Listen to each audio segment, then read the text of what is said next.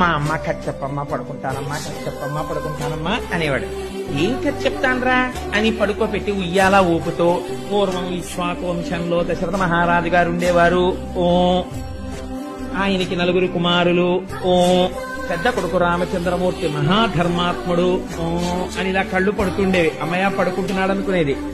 ఆ రామచంద్రమూర్తి తండ్రిని సత్యవాక్యమనందు నిలబెట్టడం కోసమని 14 సంవత్సరముల అరణ్యవాసానికి వెళ్ళాడు. ఓ అన్నప్పుడల్లా గుర్తెట్టుకోండి, కృష్ణుడు అంటున్నాడు ఓ అని. ఆయన అరణ్యవాసానికి వెళ్లిన తర్వాత సీతమ్మ తల్లిని దుర్మార్గుడైన దశకంఠుడైన రావణాసురుడు అపహరించి తీసుకుపోయాడు అనేటప్పటికీ ఆ ఉయ్యాలలో పడుతున్న కృష్ణుడు ఒక్కసారి ఉయ్యాల్లోంచి లేచి లక్ష్మణ ఇలా పట్ర ధనస్సు అన్నట్ట. ఎక్కడికి పోతుంది తత్వం? కిందటి జన్మలో రాముడు ఆయనే. అందుకని ఉలిక్కి పడిందిట యశోద. ఏమిటి వీడికి ఈ కథ ఇక్కడ వరకు చెప్పిన తర్వాత ధనస్సు పట్టమంటాడు ఏమిటని వెంటనే విష్ణుమాయ కమ్మించేసి అమ్మ దగ్గర దొంగ నవ్వు నవ్వేసి మళ్ళీ పడుకునేవాడు.